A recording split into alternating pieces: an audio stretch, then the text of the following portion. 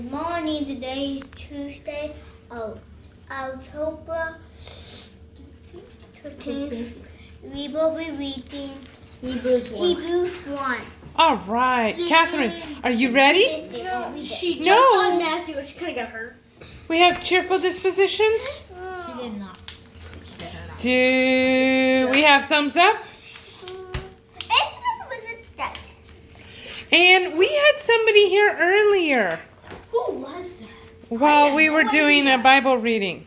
I have no idea. People. Yes, I know. Who? I don't know. From KCM Ministries. Ministries. And they were recording about a testimony, but that's off subject. Right. And so you will hear about that, but they You came will to do hear some. about that, and at least on mine. If you go to the Victory Network in the future, You can see. and then they recorded us doing Bible reading. All right, let's go ahead and start reading. Gabriel, Hebrews, living faith. Jesus, the language of God. Throughout of history, God has spoken to our ancestors by his prophets in many different ways. The revelation he gave them was only a fragment at a time, building one truth upon another.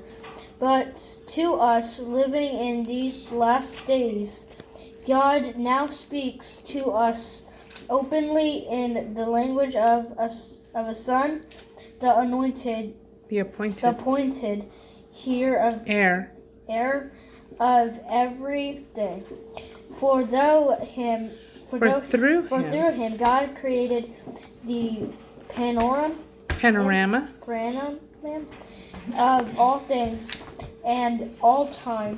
The sun is the dazzling radiance of God's splendor, the exact expression of God's true nature, his mirror image. He holds the universe together and expands it by the mighty power of his spoken word. He accomplished for us the complete cleansing of sins, and then took his seat on the highest throne at that right hand of the majestic one. Jesus, greater than angels. He is infinitely greater than angels, for he inherited a rank and a name far greater than theirs. For God has never said to any angel what he said to Jesus. You are my favored son. Today I have fathered you. And this, I will be the father to him, and he will be the son to me. And again, when he brought his firstborn son into the world, let all my angels bow down before him and kiss him in worship. And about his angels, he says, I make my angels swift winds and my ministers fiery flames.